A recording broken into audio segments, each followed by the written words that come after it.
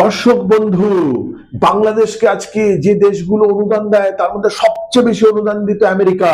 আর America তো বাংলাদেশকে দিয়েছে অনুদান বন্ধ করে। ট্রাম্প শপথ গ্রহণের 5 দিনের মাথাতেই সই করে দিয়েছে বাংলাদেশকে আর 1 টাকাও দেওয়া যাবে না।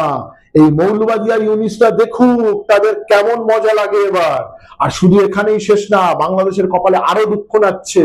পৃথিবীর আরেক ধনী দেশ তারাও বলেছে আর কোনো টাকা দেবে না বাংলাদেশকে, কোনো সাহায্য করবে না।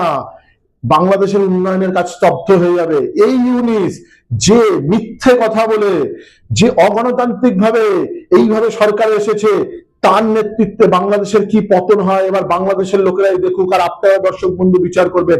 হ্যাঁ, আমি বলছি সুইজারল্যান্ডের কথা। সুইজারল্যান্ড এতদিন বাংলাদেশকে একটা বড় অনুদান দিত, কিন্তু সুইজারল্যান্ডের সংসদে সিদ্ধান্ত নেওয়া হয়েছে তারা বাংলাদেশকে আর কোনো অনুদান দেবে না। তাহলে ভাবুন, একের পর এক বিশ্বের দেশ বাংলাদেশকে অনুদান দেওয়া বন্ধ করছে শুধুমাত্র ইউনিস আর মৌলবাদীদের জন্য। আপনারা তাড়াতাড়ি এদেরকে গদি থেকে নামান, একটা গণতান্ত্রিক সরকার গঠন করুন, বাংলাদেশটাকে আরো ভালোভাবে গড়ে তুলুন।